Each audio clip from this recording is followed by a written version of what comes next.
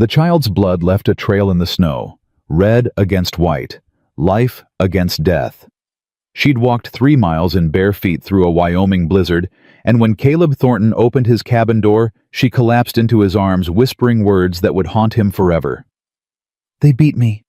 My uncle says I belong to him now." He hadn't touched another human being in 8 years. Hadn't wanted to. But as he looked down at the broken child bleeding in his arms, Caleb Thornton knew his days of hiding were over. If you want to know what happens next, subscribe to this channel and follow this story to the end. Comment below with the city you're watching from. I want to see how far this story travels. The knock came at midnight. 3 weak taps against oak, then nothing. Caleb Thornton set down his chisel and listened. The wind screamed through the pines outside his cabin 28 below and dropping fast. Nobody came up here. Nobody had reason to. He'd made sure of that 8 years ago when he built this place 5 miles from town, far enough that even the most determined visitor would think twice. The knock came again. Weaker this time. He grabbed his rifle and crossed to the door. His boots made no sound on the pine floor. 8 years of living alone had taught him to move quiet. Think quiet, be quiet. He pulled the door open. The child fell across his threshold like a rag doll dropped from heaven's hand. Caleb caught her before she hit the floor. His hands, scarred from woodwork and war, closed around arms thin as kindling. She weighed nothing. Less than nothing. "Please." Her voice came out cracked, frozen. "Please don't send me back." He carried her inside and kicked the door shut against the howling wind. The fire in the hearth threw shadows across the room, across the small workbench where an unfinished wooden wagon sat waiting. Had been waiting for 8 years. He laid the child on his bed, and that's when he saw it. The blood. Soaked through the back of her dress, fresh and bright against fabric that had once been white. He turned her gently, carefully, the way he'd learned to handle wounded men at Gettysburg, and his jaw went tight. Belt marks, deep ones, crossing her back like railroad tracks, some fresh, some scabbed over, some scarred white from months of healing and re-breaking. Someone had beaten this child like she was livestock, like she was less than livestock. "Who did this to you?" She didn't answer. Her eyes had rolled back, consciousness slipping away like water through fingers. Caleb worked fast. He heated water. Found the salve he used for rope burns and wood splinters. Tore his cleanest shirt into bandages. His hands were too big for this kind of work, always had been. But he'd learned gentleness once. Anna had taught him. She'd guided his rough fingers across their newborn son's face, showing him how to touch something precious without breaking it. That was before the diphtheria took them both. He pushed the memory down. Focused on the child in front of him. She was maybe 10 years old. Red-brown hair matted with snow and something darker. Green eyes when they'd been open, bright with terror. Her feet were bare, the soles torn and bloody, frostbite already blackening 2 toes on her left foot. 3 miles. He said it out loud, though nobody was listening. You walked 3 miles through this storm in bare feet. What kind of fear made a child do that? He wrapped her feet, cleaned and bandaged her back, pulled the quilt up to her chin, the one Anna had stitched during her pregnancy, blue and yellow squares she'd said would be perfect for a boy's room. Then he sat in the chair by the fire and waited. She woke just before dawn. Her eyes flew open and she scrambled backward, hitting the wall, hands raised to protect her face. Easy. Caleb didn't move from his chair. Easy now, you're safe. Where am I? Her voice was hoarse, raw. My cabin. 5 miles north of Silver Creek. Who are you? Name's Caleb Thornton. I'm a carpenter. Build wagons mostly. He kept his voice low, steady. The way you'd talk to a spooked horse. You knocked on my door last night. Collapsed on my floor. She looked around the cabin, taking in the workbench, the tools, the unfinished wagon in the corner. Her eyes stopped on the rifle leaning against the wall. You gonna hurt me? No. Everybody says that. I ain't everybody. She studied him for a long moment. He let her look. At 6'3", with shoulders like an ox and a scar running from his chin to his ear, he knew what he looked like. Dangerous. The kind of man women crossed the street to avoid, and men thought twice about challenging. But this child didn't flinch. "My name's Emma," she said finally. "Emma Grace Hartwell." Hartwell. The name rang a bell somewhere in the back of his mind. Thomas Hartwell's girl, the rancher over in Section 14. Her face crumpled. Just for a second, then she pulled it back together, and Caleb recognized that look. He'd worn it himself for months after the funeral. "My papa's dead. Mama too. Wagon accident last September. Wheel came off on Miller's Pass." "I heard about that. I'm sorry." "Don't be." Her voice went flat. "It wasn't an accident." Caleb leaned forward. "What do you mean?" "Uncle Jasper did something to the wheel. I heard him talking to a man about it. 2 days before it happened, he said—" She stopped, swallowed hard. "He said soon he'd have everything that should have been his all along." "Your uncle."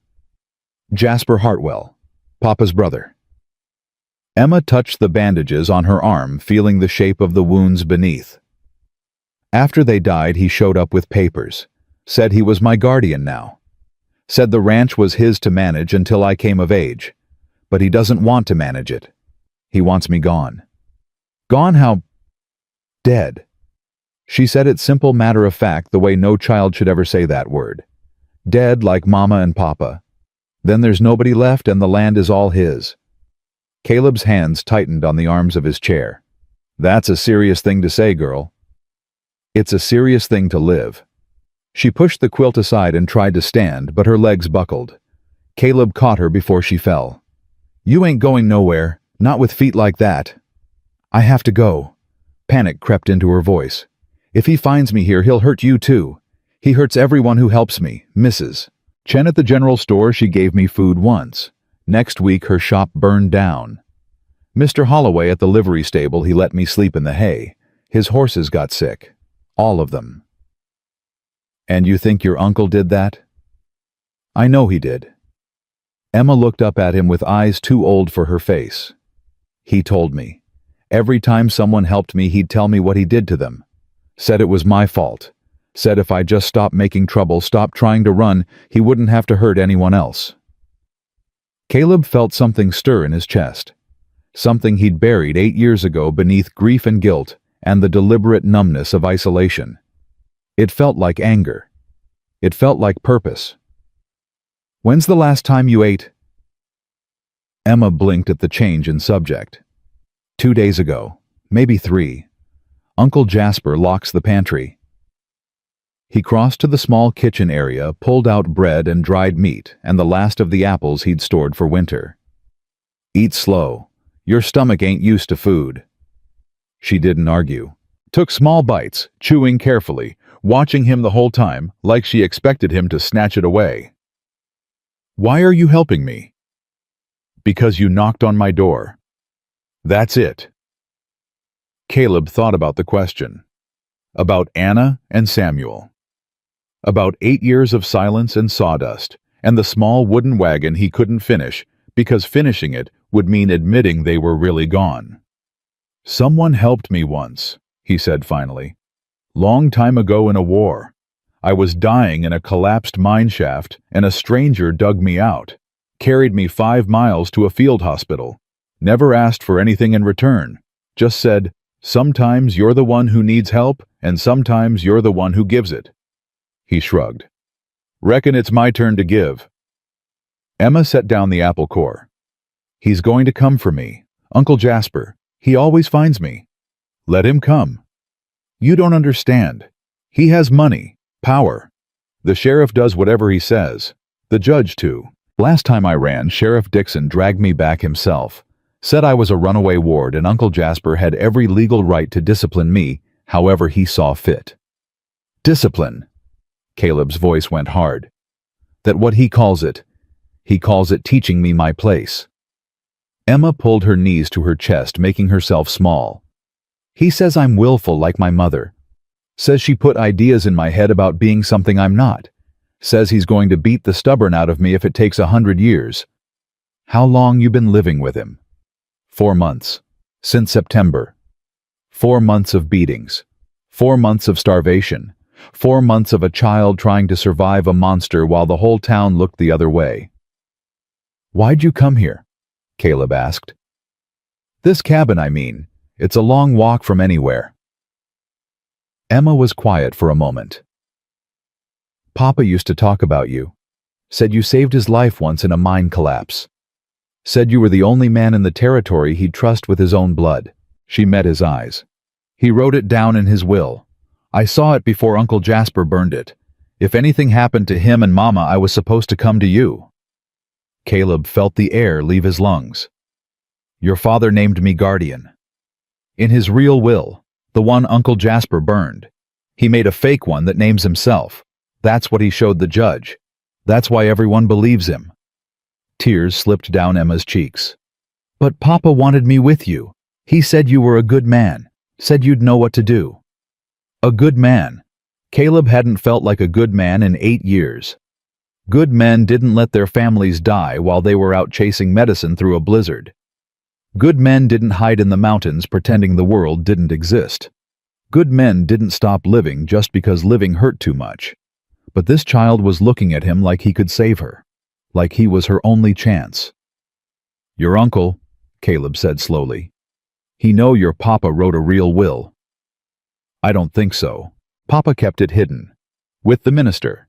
Reverend Brooks at the Methodist Church. But Uncle Jasper's been trying to get Reverend Brooks to leave town. Threatening him, I think.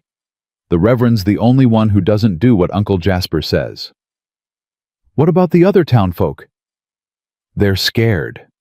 Emma wiped her face with her sleeve. Or bought.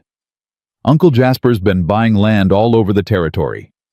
Every time someone has an accident, he shows up with money, offers to take the burden off their hands. People don't ask questions because they don't want answers. Caleb stood and walked to the window. The storm had passed, leaving behind a world of white and silence. The sun was just cresting the mountains, painting the snow pink and gold. Somewhere out there, a man was looking for this child.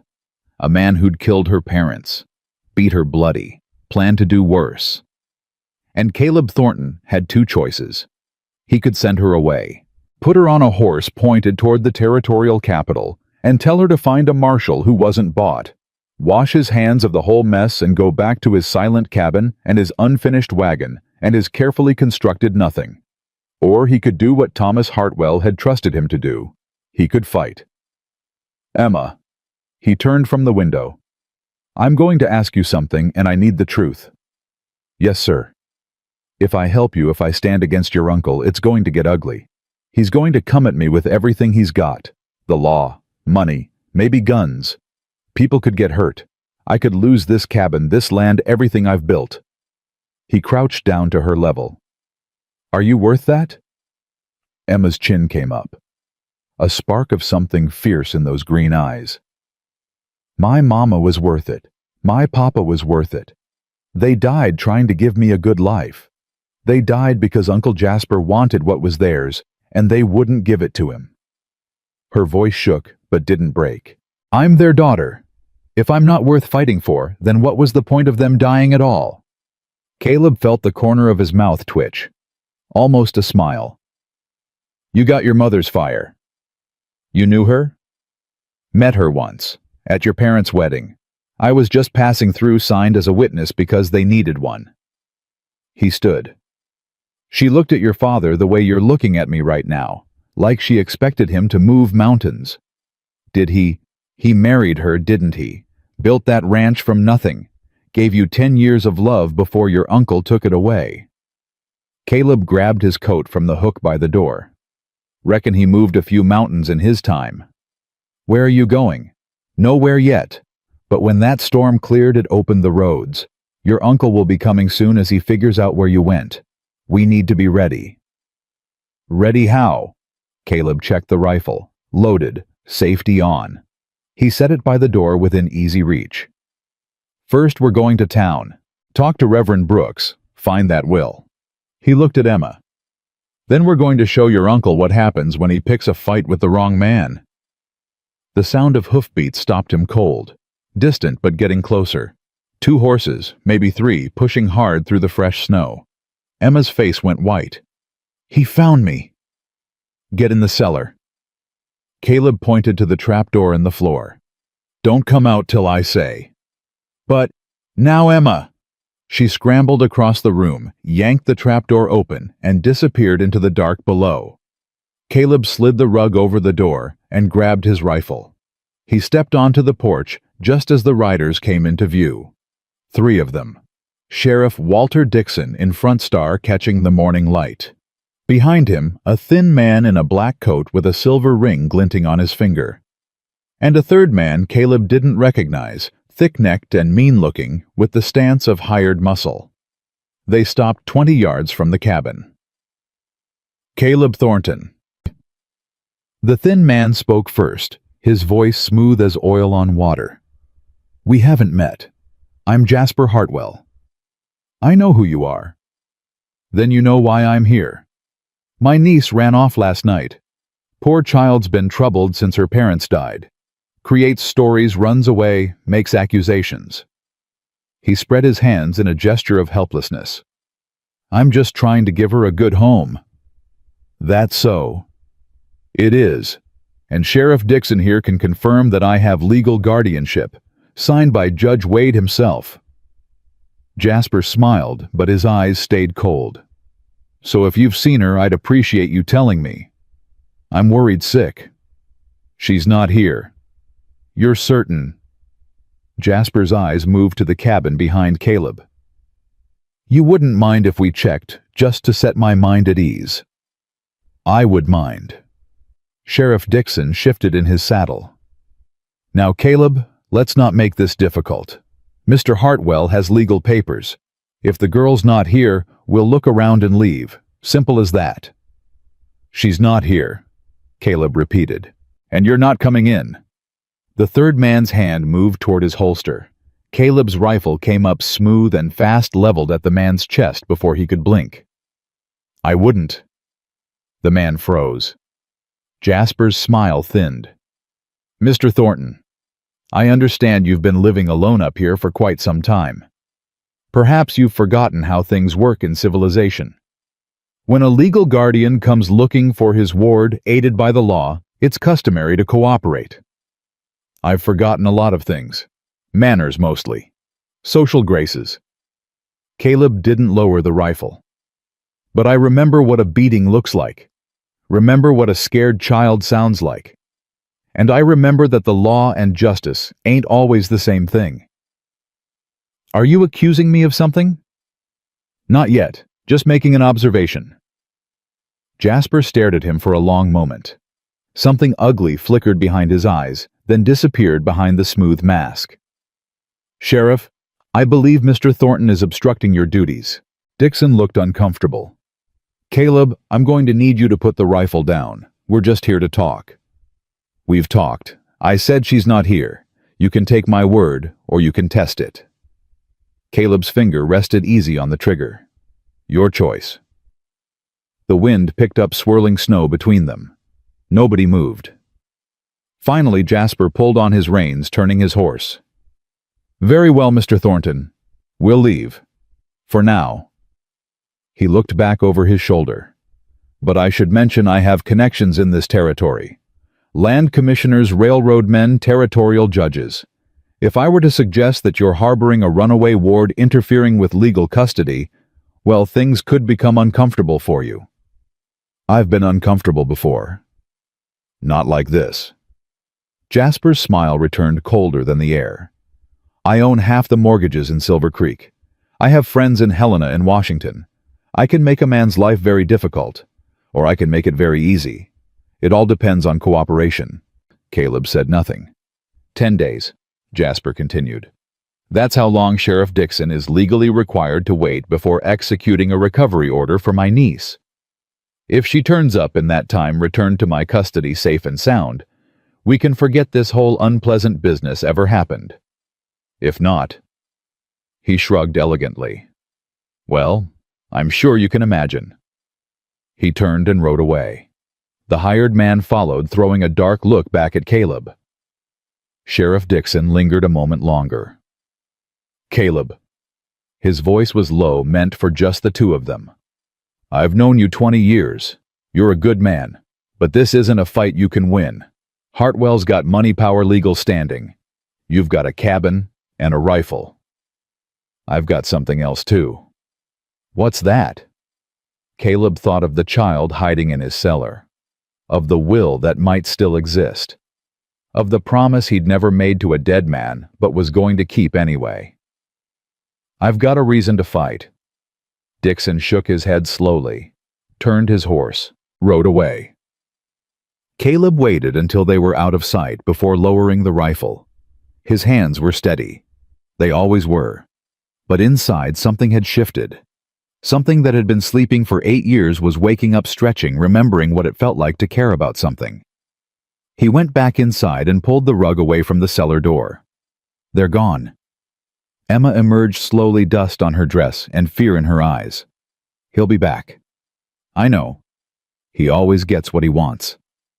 Not this time. She looked at him, wanting to believe, afraid to hope. How can you be sure? Caleb thought about the question. About Anna and Samuel, and all the things he'd lost. About the unfinished wagon in the corner, and the empty years behind him, and the uncertain road ahead. Because I made a choice, he said finally. When I opened that door last night and saw you falling, I could have turned away. Should have, maybe. Would have been easier. Safer. Why didn't you? He picked up the small wooden wagon from his workbench, ran his fingers over the half-carved wheels, the unfinished axles, the careful joinery he'd abandoned 8 years ago. I was making this for my son, Samuel. He died before I could give it to him. His voice was rough. For 8 years, I couldn't finish it, couldn't let go, couldn't move forward. Emma watched him, saying nothing. But then you showed up, bleeding and scared and needing someone to help you. And I thought... He set the wagon down carefully. I thought maybe this is why. Maybe I went through all that pain so I'd be here, right now, when you needed someone. You think God sent me to you? I think sometimes broken people find each other. He looked at her. And I think your father was right to trust me. I'm not going to let you down, Emma. Whatever comes, we face it together. She moved across the room, slow at first, then faster, threw her arms around his waist, and held on like he was the only solid thing in a spinning world. Caleb froze. 8 years since anyone had touched him. 8 years since he'd allowed himself to be touched. Then slowly his hands came down, settled on her shoulders, held her while she cried the tears she'd been too scared to cry for 4 months. I've got you, he said. I've got you, little one. Outside, the sun climbed higher over Silver Creek. 10 days until Jasper Hartwell came back with the law behind him. 10 days to find a will, gather allies, and prepare for a fight that would decide everything. 10 days. It would have to be enough. They left for town before noon.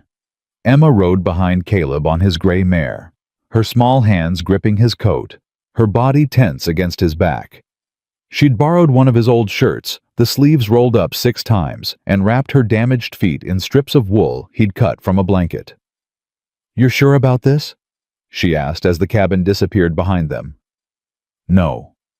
That's not reassuring. Wasn't meant to be." Caleb guided the horse down the mountain trail, picking through snowdrifts that reached the mare's belly in places. "Truth is, I don't know what we're walking into. Could be Reverend Brooks has the will and everything works out. Could be your uncle got to him already. Could be we're riding straight into a trap. Then why are we going? Because sitting still is the same as giving up. And I don't give up." Emma was quiet for a moment. "My papa used to say that. Exact same words. Smart man, your papa." "He was." Her voice caught. "I miss him. Every day." Caleb didn't answer. Some pain was too big for words. They reached Silver Creek just past 2 o'clock. The town spread along the frozen creek, maybe 40 buildings in all. General store, saloon, livery stable, sheriff's office with smoke curling from the chimney. And at the far end of the main street, the white steeple of the Methodist church. People stopped and stared as they rode in. Caleb felt their eyes, heard the whispers starting. He hadn't been to town in 3 months, maybe 4. His appearance alone was news. But riding in with a child on his saddle, a child everyone knew had run away from Jasper Hartwell. That was something else entirely. "Mr. Thornton." He reined up. Clara Whitfield stood on the porch of the telegraph office, a shawl wrapped tight around her shoulders. She was a handsome woman, mid-30s, with gray eyes that missed nothing, and a reputation for speaking her mind even when speaking her mind wasn't wise. "Mrs. Whitfield, that's the Hartwell girl behind you." "It is." "Jasper's been telling everyone she ran off, said she's troubled, said anyone who helps her is breaking the law." "What do you say?" Clara's eyes moved to Emma, took in the bruises still visible on her jaw, the way she held herself like something hurt. "I say a child doesn't run 3 miles through a blizzard in bare feet unless she's running from something worse than cold." She stepped down from the porch. "I say Jasper Hartwell's been buying up land in this territory for 3 years, and every time he does, somebody has an accident first. I say my husband died in a mine explosion that the company called an accident, and 2 weeks later Jasper bought the mining rights for pennies." Caleb's jaw tightened. "You think he killed your husband?" "I think I can't prove it. Same as I can't prove what happened to the Hartwell's wagon, or the Chen's store, or Henry Holloway's horses." Clara's voice was steady, but her hands shook. "But I think. And I remember. And I've been waiting for someone else to start asking questions. I'm asking." "Then you'd better come inside, both of you." The telegraph office was small and warm, a pot-bellied stove glowing in the corner. Clara closed the door and pulled the curtains. "Jasper's got eyes everywhere. The Grady brothers do odd jobs for him, report back on who talks to who. If they see you in here too long, word will get back." "Let it." Caleb helped Emma into a chair by the stove. "We're looking for Reverend Brooks. Emma says her father left a will with him." Clara's expression changed. "The real will? You know about it?" "I know Thomas Hartwell was scared of his brother. Came to me last summer, asked if I could send a telegram to the territorial capital without anyone knowing. Wanted to register some documents with the land office, directly bypass the local courts." She paused. "I told him the line had been having problems. Strange problems. Messages not getting through or getting through wrong. Someone's tampering with it. Someone cut it. About 2 miles east of here, right where it crosses Hartwell land." Clara pulled a piece of copper wire from her desk drawer. "I found this last month when I rode out to check. Clean cut. Tool marks." Emma leaned forward. "Uncle Jasper carries surveyor's tools. I've seen them." "I know." Clara set the wire down. "I also know that if I accuse a man like Jasper Hartwell of cutting telegraph lines without solid proof, I'll be the one who ends up in trouble. Asian woman running a business alone, I'm already suspicious in most people's eyes." "Then help us get proof." Clara looked at him for a long moment. "What exactly are you proposing, Mr. Thornton?" "First, we find the will. If it names me as Emma's guardian, Jasper's claim falls apart. Second, we get that telegraph line fixed. Send a message to the territorial clerk's office. Verify whether Judge Wade really signed those guardianship papers. If they're forged, Jasper's looking at fraud charges. And if the will's gone, if Jasper already got to it, then we find another way." Clara laughed short and sharp. "You make it sound simple." "It ain't, but neither is letting a child go back to a man who beats her." Emma spoke up, then her voice small but steady. "Mrs. Whitfield, do you have children?" Clara's face softened. "I did. A daughter. She died with my husband in the explosion. She was 8. I'm sorry." So am I. Clara crouched down to Emma's level. Every day I'm sorry, and every day I wonder what I would have done to protect her if I'd known what was coming. Would you have fought? I would have burned the world down. Emma nodded like that was the answer she'd expected. Then help us. Please, help us burn it down. Something passed between them.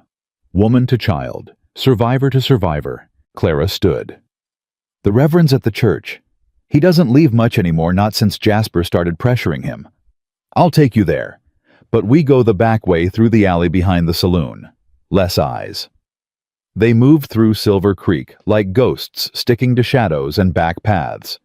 Emma limped on her bandaged feet, but she didn't complain. Caleb noticed that about her. The way she pushed through pain without asking for help, without expecting comfort.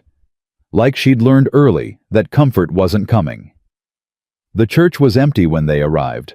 Rows of wooden pews, a simple altar, weak winter light filtering through plain glass windows. "Reverend Brooks!" Clara called out. A door opened at the back and an old man emerged. 62 years old, white-haired, with the stooped shoulders of someone carrying weight that wasn't physical. "Clara." His eyes moved to Caleb, then to Emma, and something shifted in his face. "Emma Grace, thank God." He crossed the church faster than his age should have allowed, pulling Emma into an embrace. "I've been praying you'd find your way here. Praying every night since your parents died." "You knew." Emma's voice was muffled against his chest. "You knew I was in trouble." "I knew your uncle was a serpent. Known it since he was a boy." The Reverend pulled back, holding her at arm's length, taking in the bruises. "I tried to help. Wrote letters to the territorial authorities, tried to get word to the marshal's office. But my letters never arrived. My telegrams never went through." Clara nodded grimly. "The line." "And when I confronted Jasper directly, he reminded me that churches can burn as easily as barns." The Reverend's voice was bitter. "He's not subtle about his threats." Caleb stepped forward. "The will. Emma says her father left one with you. A real one." Reverend Brooks looked at him. "You're Caleb Thornton. I remember you from the wedding. Thomas talked about you afterward. Said you were the only man he'd trust with his daughter if something happened." "Something happened. Yes, it did." The Reverend moved to the altar, knelt down, and pressed a hidden catch. A panel swung open, revealing a small compartment. He pulled out a folded document. "I've been keeping this since Thomas gave it to me 2 years ago, waiting for the right moment." He handed it to Caleb. The paper was old, but well preserved. Legal script clear and formal. Last will and testament of Thomas Andrew Hartwell. Caleb's eyes found the relevant passage. "In the event of our deaths, we appoint Caleb Thornton of Silver Creek as guardian of our daughter, Emma Grace Hartwell. We further appoint him executor of all property and assets associated with the Hartwell Homestead Section 14 to be held in trust until Emma reaches the age of majority." Below that, 2 witness signatures, Reverend Samuel Brooks, and another name Caleb didn't recognize. "This is dated 2 years ago," he said, "before Jasper even arrived in the territory." The Reverend nodded. "Thomas was careful. He knew his brother's nature." "Why didn't you come forward with this when the Hartwells died?" "I tried." The old man's face twisted with shame. "I went to Judge Wade with the will the week after the funeral. He looked at it, looked at me, and told me it was clearly a forgery. Said he'd already seen the real will, the one naming Jasper as guardian. Said if I persisted in spreading lies, he'd have me arrested for fraud." "So you backed down." "I'm 62 years old, Mr. Thornton. I have no family, no money, no power. Going against a man like Jasper and a judge he's bought—" The Reverend shook his head. "I told myself I was being wise, biding my time, waiting for God to provide an opportunity. And while you waited, Emma got beaten half to death." The words hung in the air, harsh and true. The Reverend's eyes filled with tears. I know what I am, a coward who let a child suffer because I was afraid." He looked at Emma. "I'm sorry. I'm so sorry. Emma reached out and took his hand. It's okay, Reverend. You're helping now. It's not okay. It will never be okay. But he squeezed her hand gratefully. What do you need from me? Caleb folded the will carefully. I need you to testify. When the time comes when we have enough evidence to challenge Jasper in front of the whole town, I need you to stand up and tell them what you know. They won't believe me. Judge Wade will call me a liar. Jasper will do what Jasper does. But he can't silence everyone. Caleb looked at Clara. The telegraph line. Can you fix it? I can. It's a 2-day job if the weather holds. Then start tonight. We need to get a message to the territorial clerk's office. If Judge Wade's signature on those guardianship papers is forged, we can prove Jasper committed fraud. And if it's not forged, if Wade really did sign them, then Wade's an accomplice. Either way, we've got something to work with. Clara nodded slowly. I'll ride out after dark. The line's on Hartwell property, but with the snow, it'll be hard for anyone to spot me. Be careful. I've been careful my whole life, Mr. Thornton. Look where it's gotten me. She smiled without humor. Maybe it's time to try something else. They left the church separately. Clara went first back to the telegraph office. Reverend Brooks retreated to his quarters with the promise that he'd be ready when called upon. Caleb and Emma slipped out the back, moving through the alleys toward where they'd left the horse. They were almost there when a voice stopped them. Mr. Thornton. Sheriff Walter Dixon stepped out of a doorway, hands raised to show he wasn't reaching for his gun. Sheriff? I'm not here to arrest you, not yet. Dixon looked around nervously. I'm here to talk. So talk. Not here. Too many eyes. He gestured toward the livery stable. Henry Holloway's gone for the day. We can use his office. Caleb hesitated. Every instinct said it was a trap. But something in Dixon's face, a weariness that went deeper than exhaustion, made him reconsider. Emma stays with me. Fine. Just come on. Please. The livery stable smelled of hay and horses and old leather. Dixon led them to a small office in the back, shut the door, and turned to face them. I've been sheriff of Silver Creek for 15 years. In that time, I've done things I'm not proud of. Looked the other way when I shouldn't have. Followed orders when I should have asked questions. Is this a confession?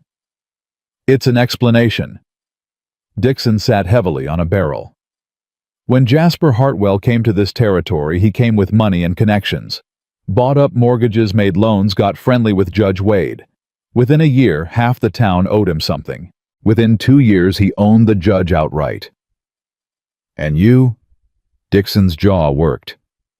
I've got a wife, 3 kids, a mortgage on my house that Hartwell holds. He made it clear early on what would happen if I didn't cooperate. My family would be on the street. Or worse. So you've been doing his bidding. I've been surviving, same as everyone else in this town. Dixon looked at Emma. I knew something was wrong when I brought you back to him last time. Saw the way you flinched when he touched you. Heard you crying that night from the jail cell where he locked you. You knew and you did nothing. I did nothing visible. But I've been keeping records. Every suspicious accident. Every property transfer. Every time Jasper's name came up in connection with something that didn't smell right. He pulled a small leather journal from inside his coat. It's all here. 3 years of notes. Caleb took the journal. Flipped through the pages. Names, dates, amounts. A paper trail of corruption. Why are you showing me this now? Because you're the first person who stood up to him. The first person who looked him in the eye and didn't blink. Dixon's voice cracked. And because I'm tired. Tired of being afraid. Tired of pretending I don't see what's right in front of me. You could have gone to the territorial marshal. I tried. Twice. Both times my letters were intercepted. Jasper has people in the postal office too. Dixon stood. but a direct message through a fixed telegraph line that might actually get through.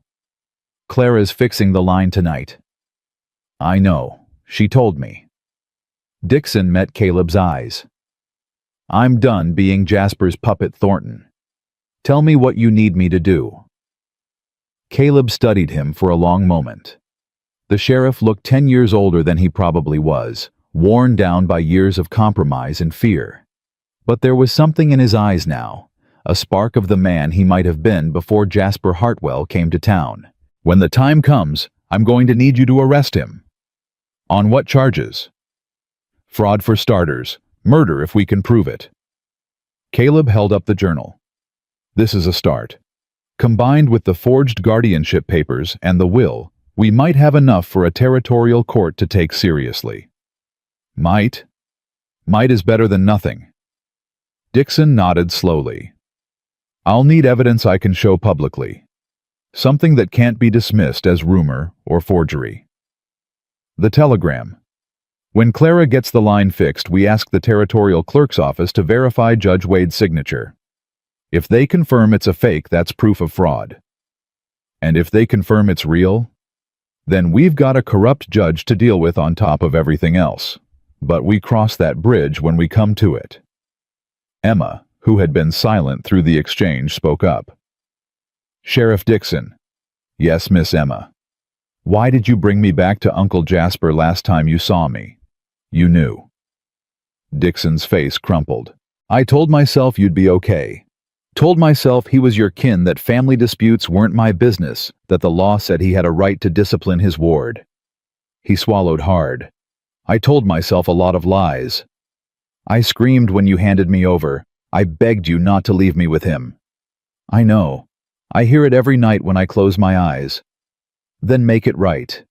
Emma's voice was steady. Not for me. For the next child. The next person Jasper decides to hurt. Make sure there isn't one. Dixon nodded. I will. I swear on my children's lives I will. They left the livery stable as the sun was setting.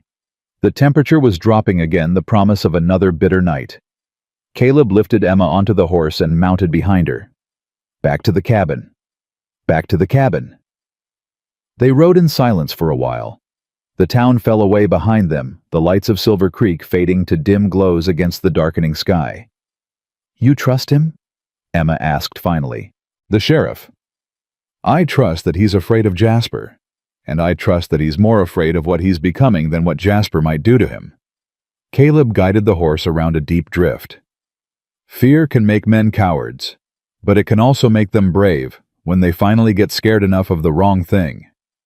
What about Clara and Reverend Brooks? Clara's got her own reasons to want Jasper brought down. Her husband, her daughter. That kind of grief doesn't go away, just finds different shapes. Right now, it's shaped like a telegraph line that needs fixing.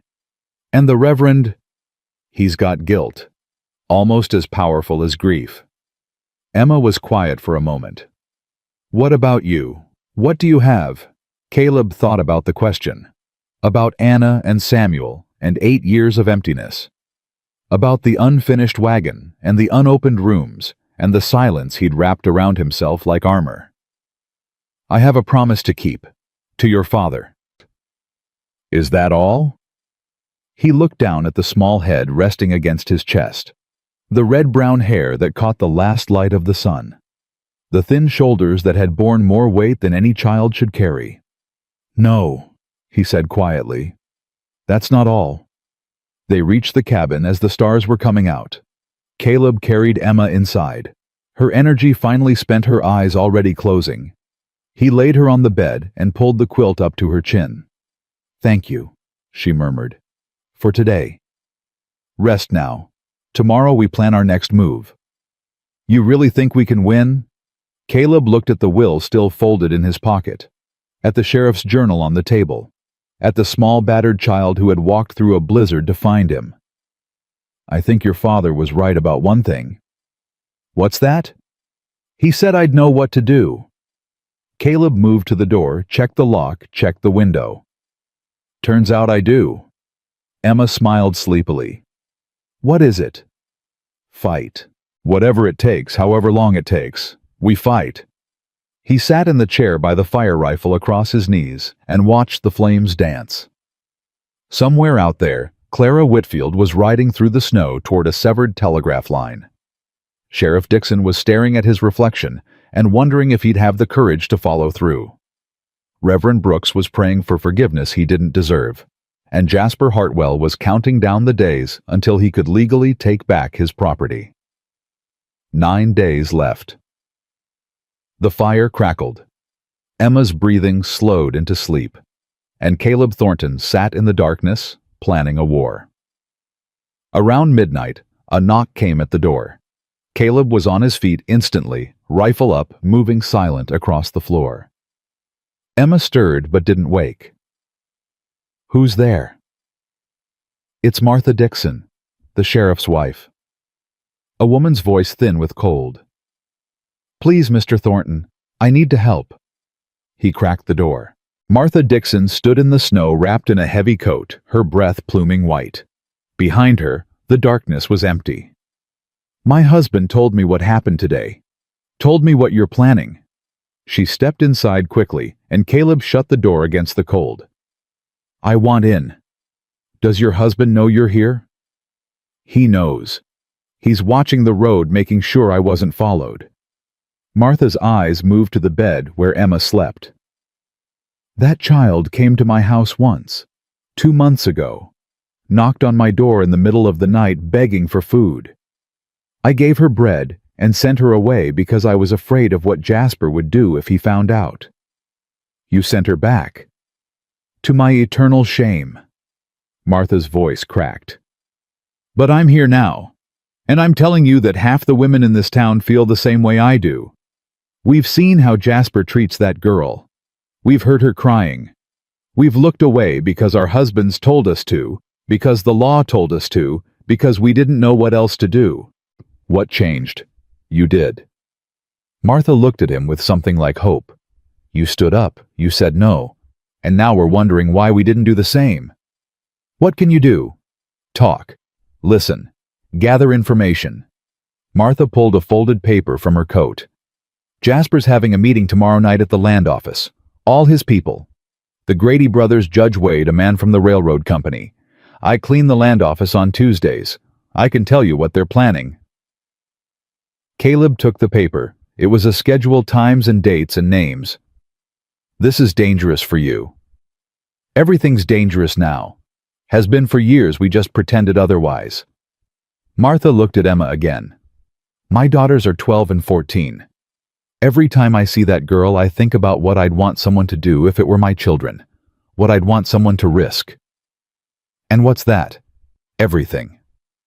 Martha moved to the door. "I should go. Walter will be worried. But Mr. Thornton, I want you to know something. Jasper thinks he controls this town, thinks he's bought and threatened everyone into submission. But he's wrong. There are good people here. Scared people, yes, but good. They just need someone to show them it's okay to fight back." "And you think I'm that someone?" "I think you're the first person in 3 years who's given us a reason to hope." She opened the door, letting in a rush of cold air. "Don't waste it."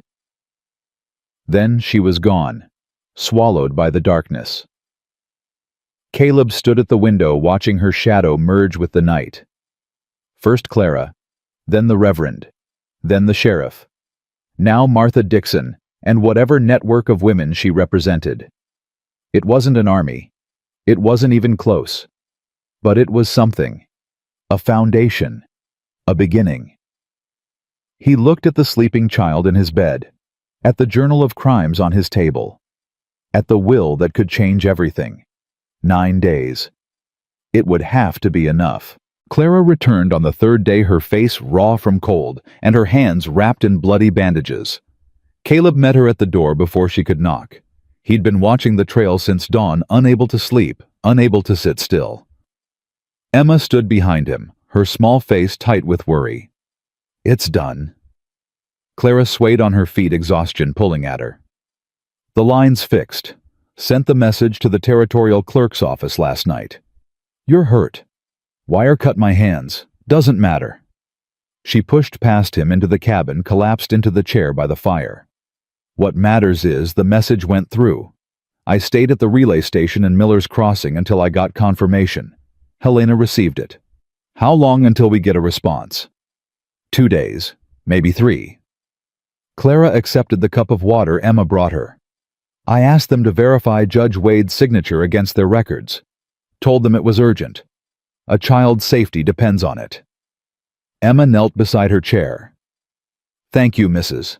Whitfield, for risking yourself. Don't thank me yet. Clara's gray eyes were serious. Jasper knows something's happening. When I rode back through town, the Grady brothers were watching the telegraph office. They saw me come in. They know you fixed the line. They know I was out all night and came back looking like I'd been in a fight with a bobcat. Clara flexed her bandaged hands. It won't take them long to figure out the rest. Caleb moved to the window, scanning the tree line. Then we need to move faster. What about Martha Dixon? Did she get the information from Jasper's meeting? She did. Clara pulled a folded paper from inside her coat. But it's worse than we thought. Caleb took the paper. Read it once. Read it again. He's bringing in men. 5 of them. Arriving on Friday's stage. Hired guns, Clara confirmed. From what Martha could hear, Jasper's done playing nice. He's going to take Emma by force if he has to.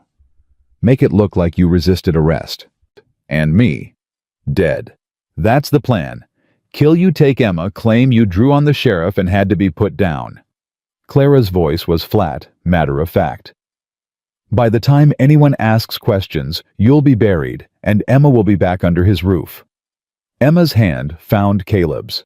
She was trembling, but her voice was steady. He won't stop. No matter what we do, he won't stop. Then we stop him first. Clara looked up. How? We've got a will that a corrupt judge already called a forgery. We've got a sheriff who might or might not hold his nerve when the moment comes. We've got a telegram that may or may not prove fraud. And now we've got 5 hired killers coming to town in 4 days. We've got more than that. Caleb folded the paper carefully.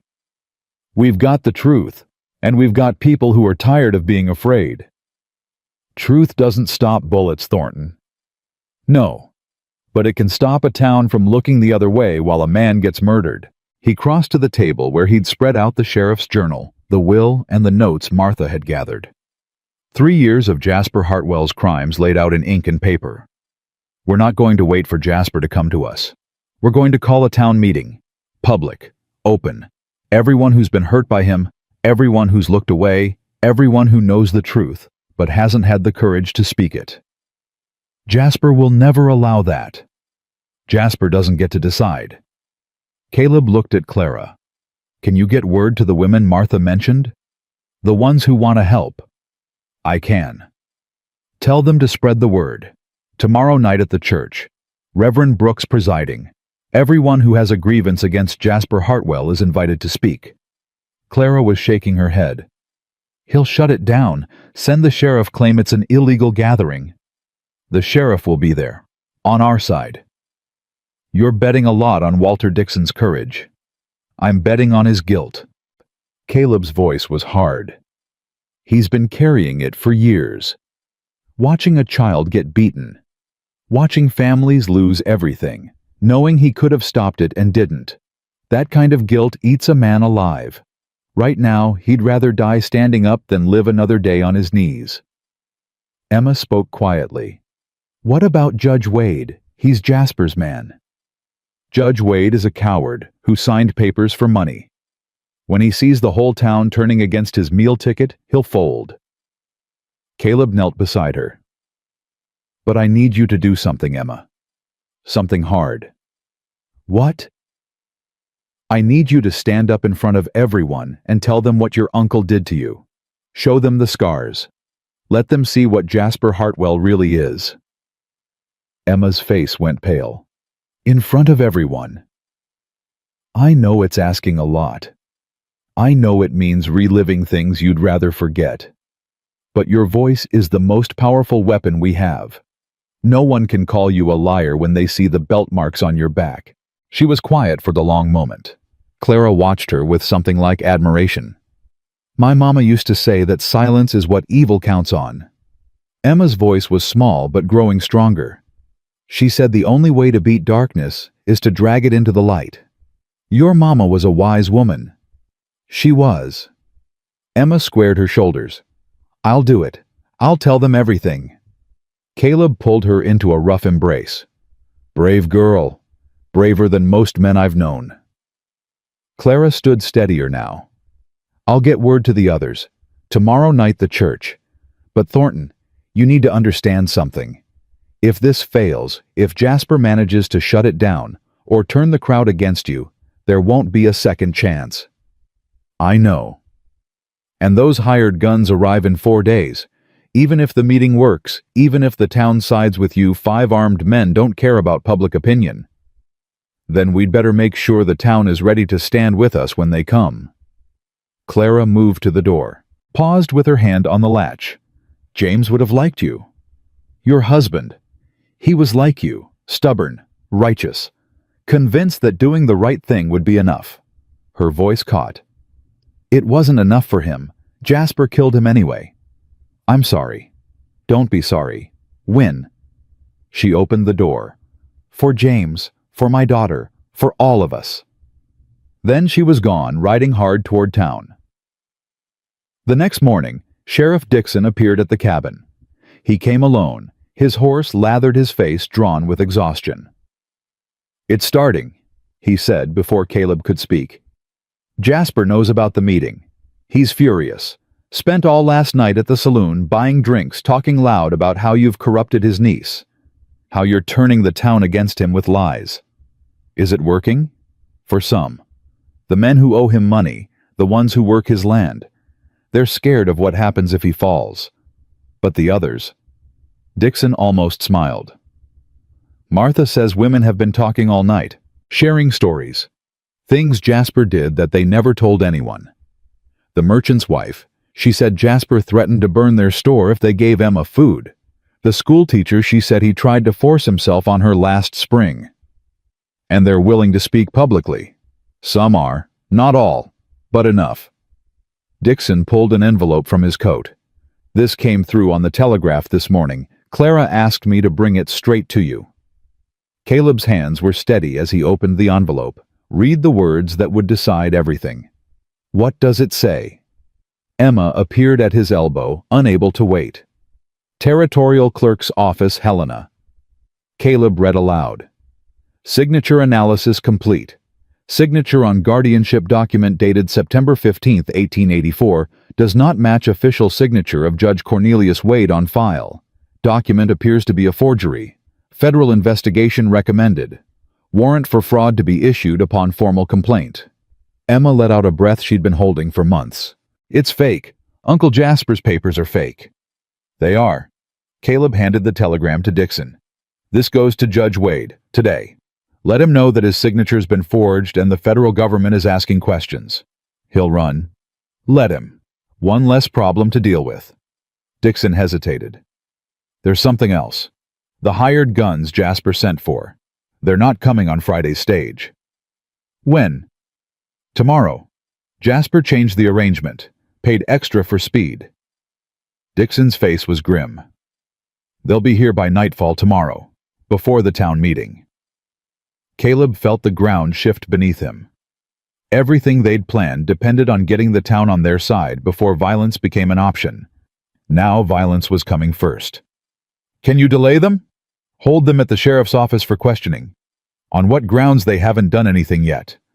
Then we move the meeting up, tonight. Tonight? That's not enough time. Martha's still spreading the word.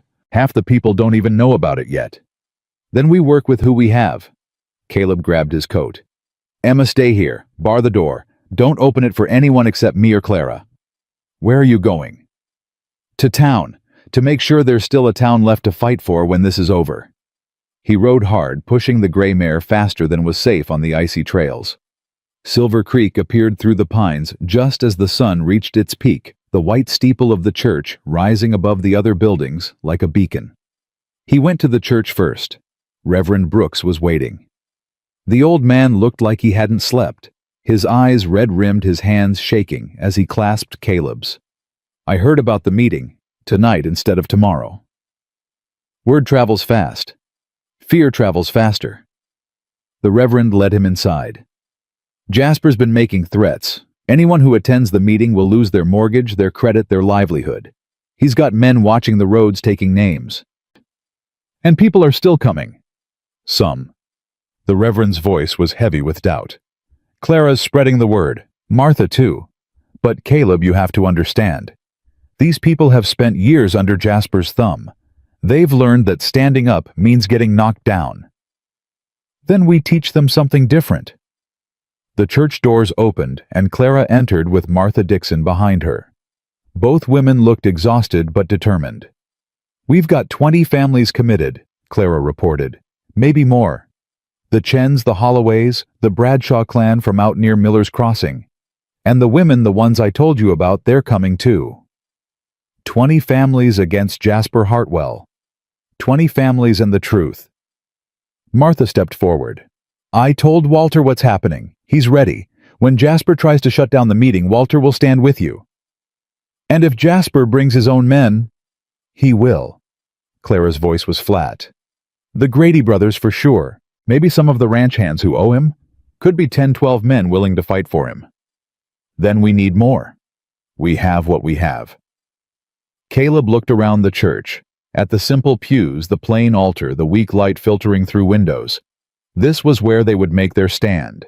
This was where the truth would either set them free or get them killed. "Tonight," he said. 7 o'clock. Everyone who's willing to speak against Jasper gets their chance. And when it's over, when the whole town knows what he's done, we present the evidence. The will, the telegram, the sheriff's journal, everything. And if it's not enough, then we fight, whatever it takes. The afternoon passed in a blur of preparation. Clara and Martha organized the women. Reverend Brooks prepared the church. Sheriff Dixon positioned himself at the edge of town, watching for Jasper's response. Caleb rode back to the cabin to get Emma. She was waiting on the porch when he arrived, the rifle clutched in her small hands. "I heard horses, earlier. 2 men riding past. The Grady brothers. Jasper's got them watching the trails." Caleb dismounted. "Are you ready?" "No." Emma set down the rifle. "But I'm going anyway." He helped her onto the horse, and they rode toward town together, the setting sun painting the snow in shades of orange and red. The temperature was dropping again, the promise of another bitter night. "Are you scared?" Emma asked. "Yes." "Really?" "Only a fool isn't scared before a fight." Caleb guided the horse around a frozen drift. Courage isn't about not being afraid. It's about being afraid and doing what needs doing anyway. "My papa said something like that once." "Your papa was a smart man." "He was scared of Uncle Jasper. I could tell even though he tried to hide it." Emma's voice went soft.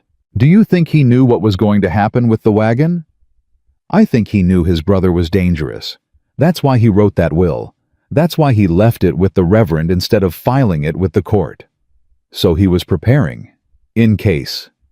"In case." Caleb reached back and squeezed her shoulder. "He was protecting you the only way he knew how. And now we're going to finish what he started." The church was already filling when they arrived. 20 families, Clara had said. It looked like more.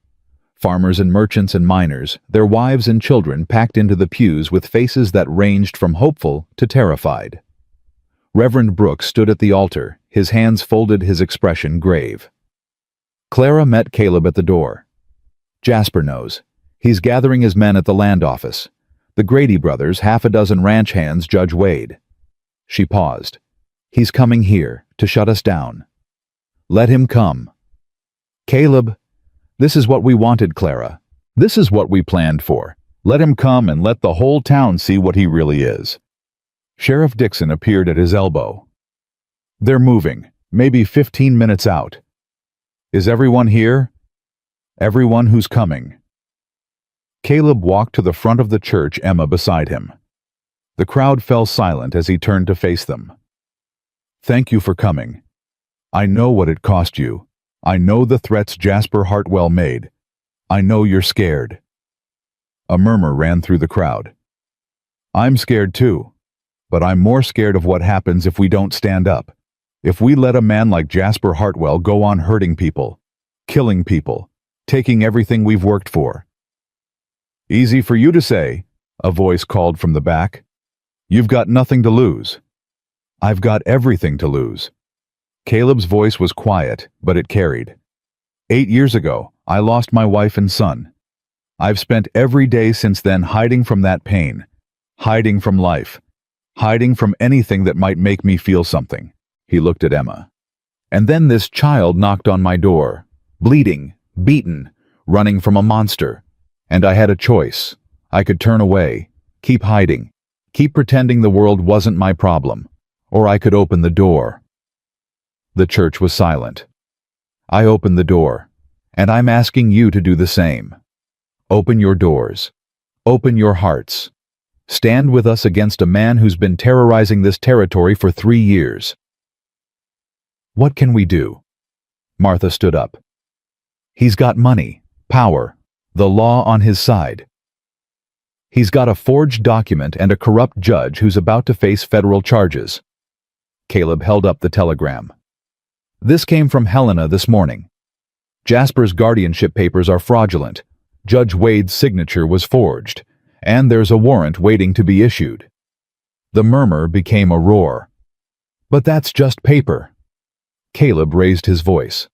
What really matters is what's in this room, right now. How many of you have been hurt by Jasper Hartwell? How many have lost family property? Peace of mind. Hands went up. 1 dozen, 2 dozen, more.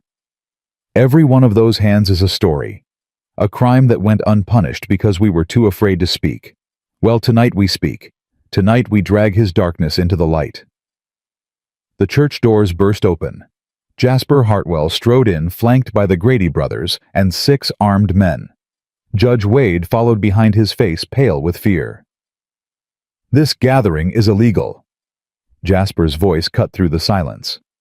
"An unauthorized assembly intended to undermine legal authority. Sheriff Dixon, arrest these people." Dixon stepped forward, but not toward Caleb, toward Jasper. "Jasper Hartwell." Dixon's voice shook but held. "You're under arrest for fraud, forgery, and suspicion of murder in the deaths of Thomas and Catherine Hartwell." Jasper's face went rigid. "Have you lost your mind?" "No, I've found it." Dixon pulled a paper from his coat. "This telegram from the Territorial Clerk's office confirms that Judge Wade's signature on your guardianship documents is a forgery. The federal government is investigating." Jasper turned to Wade. "Tell them it's a lie." Wade's face had gone gray. I didn't sign those papers, Jasper. You told me." "Shut up." "You told me they were just formalities, that the girl would be better off with you. I didn't know." I said shut up. Caleb stepped forward. "Emma, it's time." The little girl walked to the altar. Every eye in the church was on her. She turned to face the crowd, her hands clasped in front of her, her voice steady. "My name is Emma Grace Hartwell. My parents were Thomas and Catherine Hartwell. They died last September when their wagon crashed on Miller's Pass." She paused. "But it wasn't an accident. My uncle sabotaged the wheel. I heard him planning it." "Lies." Jasper's voice was sharp. "The word of a traumatized child." "Then explain this." Emma turned her back to the crowd and lifted her shirt. Gasps echoed through the church. Women cried out. Men cursed. The belt marks were visible even from the back pews, deep welts crossing her skin like railroad tracks, some fresh, some scarred white from months of abuse. "Your uncle did this?" Reverend Brooks asked, his voice thick with emotion. "Every time I ran, every time I told someone what really happened to my parents, every time I refused to pretend he wasn't a monster." Emma lowered her shirt and faced the crowd. "He told me no one would believe me, told me the whole town belonged to him, told me I'd never escape." She looked directly at Jasper. "He was wrong." The crowd erupted, voices overlapping, anger building, years of suppressed rage finally finding an outlet. He burned my store. He poisoned my horses. He threatened my family. He killed my husband. Clara's voice cut through the chaos. 3 years ago, my husband James died in a mine explosion. The company called it an accident. 2 weeks later, Jasper bought the mining rights for a fraction of their value. She stepped forward. My daughter was in that mine visiting her father. She was 8 years old. Jasper's composure cracked. This is absurd. You're all insane. These are baseless accusations from bitter people who... Who what? Caleb moved toward him. Who watched you take everything they had? Who buried their families while you counted your profits? Who stayed silent because you made them afraid? He stopped 2 feet from Jasper, close enough to see the sweat on his forehead, the fear in his eyes. They're not afraid anymore. Jasper's hand moved toward his coat. The click of a dozen rifles being cocked froze him in place. The crowd had armed itself. Farmers with hunting rifles, miners with pistols, women with shotguns they'd hidden under shawls. It's over, Jasper. Sheriff Dixon moved forward with the shackles. You're under arrest, you and your men. Saucho. The territorial marshal will be here by week's end. Jasper looked around the church at the faces of people he'd terrorized for 3 years. Some were crying. Some were stone-faced with rage. All of them were staring at him like he was a rabid dog that needed putting down. You can't do this. His voice cracked. I have rights. I have money. I have nothing. Emma walked toward him, small but unafraid. You have nothing. Just like you tried to leave me with nothing. She stopped in front of him. My papa trusted me to Mr. Thornton because he knew you were a monster. He knew you'd come for our land, for our lives. And he knew that someday I'd find someone willing to fight for me. She reached up and pulled the silver ring from his finger. This was my papa's, the Hartwell family ring. You took it from his body before the ground was cold. She turned and walked to Caleb, placed the ring in his hand. I don't need it anymore. I already have a family. Caleb closed his fingers around the ring, felt the weight of it, the meaning. Take him, he said to Dixon. Take all of them. Let the federal court sort out the charges.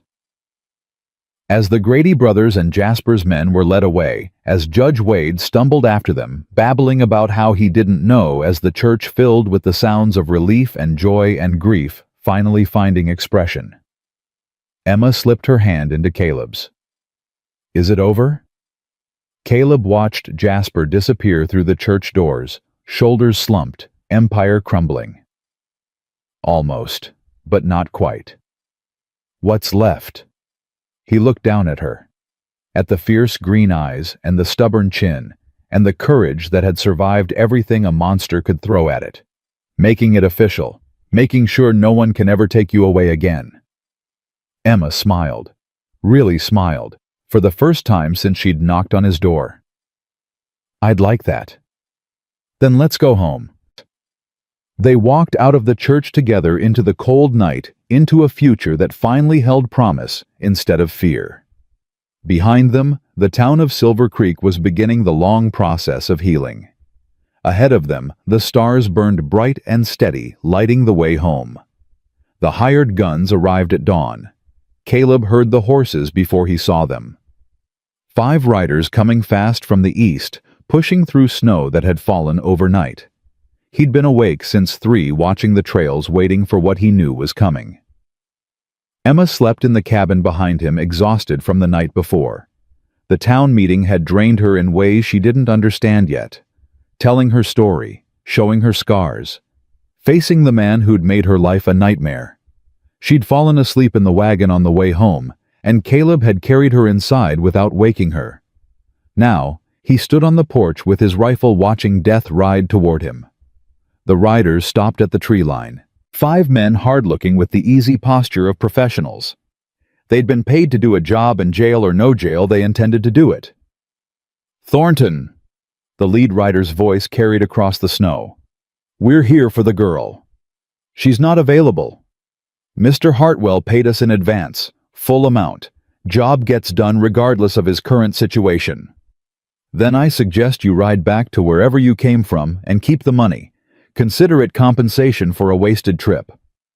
The rider laughed, not a pleasant sound. "5 of us. 1 of you. Even a big man bleeds Thornton." "He ain't alone." Sheriff Dixon emerged from the tree line behind the cabin, rifle raised. Behind him, Henry Holloway from the livery, and old Ben Sawyer with his ancient but well-maintained Sharps. "Neither are we," the lead rider said. But there was hesitation in his voice now. This wasn't what he'd been told to expect. "Let me explain your situation." Dixon moved forward, keeping his rifle steady. "Jasper Hartwell is in my jail awaiting federal charges. The judge who signed your contract is fled to California. The guardianship papers you're enforcing are proven forgeries. We got paid. You got paid to kidnap a child and kill a man. That's federal crimes, son. Hanging offenses." The riders exchanged glances. Professional killers they might be, but professionals knew when the odds had changed. "What's stopping us from riding in, taking the girl, and disappearing before any federal marshal gets here? Me." Caleb stepped off the porch, rifle at his side. "I'm stopping you. You're one man. I'm one man who's got nothing left to lose and everything to protect. You want to test that?" He walked toward them, slow and steady. "Come on then. Let's see what you've got." The lead rider's hand moved toward his holster. Caleb's rifle came up. Click. "I was at Gettysburg. Spent 3 days in a foxhole shooting men who came at me with everything they had. Killed 18 before they pulled me out. You want to be number 19? The rider's hand stopped. "This ain't worth dying for," one of the others muttered. "We got paid, but we didn't sign up for no war." "Smart man." Dixon moved closer. "Here's what's going to happen. You're going to turn those horses around and ride out. You're going to keep riding until you hit the territorial border, and you're never going to set foot in Silver Creek again. And if we don't, then we bury you here and tell the marshal you fell off your horses." The leader looked at Caleb, at Dixon, at the other armed men emerging from the trees, at the situation that had gone from easy money to potential massacre in the span of 5 minutes. "Keep the money," he said finally. "Buy yourselves something nice." He wheeled his horse and rode. The others followed quickly, disappearing into the gray morning light. Caleb let out a breath he hadn't realized he was holding. Dixon lowered his rifle. "That was closer than I'd like. Close counts in horseshoes and hand grenades." Caleb watched the riders until they were gone from sight. "They won't be back." "How do you know?" "Because they're professionals. Professionals cut their losses and move on. It's the amateurs who hold grudges." The cabin door opened. Emma stood there in Caleb's oversized shirt, her feet bare, her eyes wide. "I heard voices. I thought..." "It's okay." Caleb crossed to her, lifted her onto his hip. "Just some men who took a wrong turn. They're gone now. Forever. Forever." She buried her face in his neck. He felt her small body relax, tension draining away. "Can we go back to bed now?" "In a minute. I need to talk to the sheriff first." Dixon approached the porch. "The territorial marshal will be here in 3 days. He'll want statements from everyone. You, Emma, Clara, the Reverend. We'll be ready. And Caleb..." Dixon hesitated. "I owe you an apology. For everything. For looking away when I should have looked closer. For bringing Emma back to that monster when I knew something was wrong." "You already apologized." "Words are cheap. I want to make it right."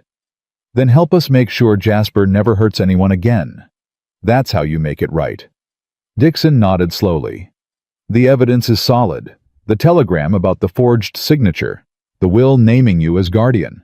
My journal documenting 3 years of suspicious deaths. Plus Emma's testimony and the scars to prove it." He paused. "He's going to hang Caleb. There's no way out for him this time." "Good." It was a hard word, but Caleb meant it. Some men didn't deserve mercy. Some men had spent their mercy on cruelty and greed and violence. Jasper Hartwell was one of those men. Get some rest, Dixon said. You look like you haven't slept in days. Haven't?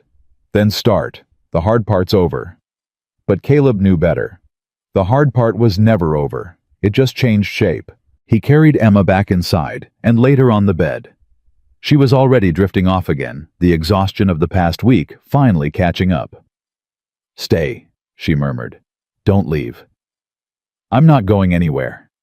He sat in the chair beside the bed and watched her sleep. Her face was peaceful now, the fear finally fading. She looked younger than she had since he'd met her. More like the child she was supposed to be. He thought about his son Samuel. About the boy who'd never had a chance to grow up. About all the things he'd planned to teach him, all the moments they'd never share. Emma wasn't Samuel. She never would be. But maybe that was okay. Maybe the point wasn't to replace what he'd lost, but to honor it by giving someone else a chance. His hand found the small wooden wagon on his workbench. The one he'd been making for Samuel. The one he'd never finished. Maybe it was time to finish it. He picked up his carving knife and began to work. The territorial marshal arrived 3 days later, just as Dixon had promised. His name was Thomas Reed, a big man with a bigger mustache and eyes that missed nothing. He'd brought 2 deputies and a stack of federal warrants. Mr. Thornton, Reed shook his hand firmly. I've heard a lot about you over the past few days. Good things, I hope? Depends on your definition of good. Reed glanced at Emma, who was hovering near Caleb's elbow. This the girl Emma Hartwell. Emma Grace Hartwell. Though if things go the way I hope, she'll be Emma Thornton before long. Reed pulled out a notebook. Tell me everything, from the beginning. So Caleb told him, about the knock on the door, about the child collapsing on his threshold, about the belt marks and the fear, and the 3-mile walk through a blizzard, about Jasper's threats and the forged documents, and the corrupt judge who'd fled rather than face justice. Emma added her own testimony. The sabotaged wagon, the overheard conversation, the 4 months of beatings and starvation and terror. Clara testified about the telegraph line. Dixon provided his journal. Reverend Brooks produced the will and confirmed its authenticity. By the time they were done, Reed had filled 3 notebooks.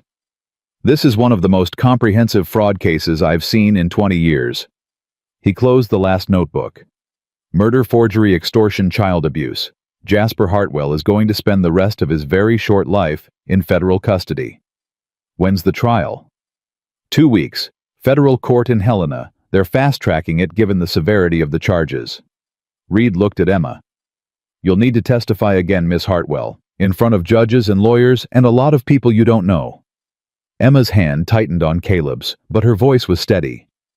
I'll do it, whatever it takes. Brave girl, Reed smiled. Your father would be proud. He is proud, I can feel it. After Reed left, Caleb and Emma walked back to the cabin. The weather had warmed slightly, the first hint that spring might eventually arrive. Water dripped from icicles on the roof. 2 weeks, Emma said. And then it's really over. And then it's really over. What happens after? Caleb stopped walking, knelt down so he was at her level. What do you want to happen? I want to stay here, with you. She hesitated. If you want me. Emma. His voice was rough. I've wanted you since the moment you knocked on my door. I just didn't know how to say it. Because you're scared.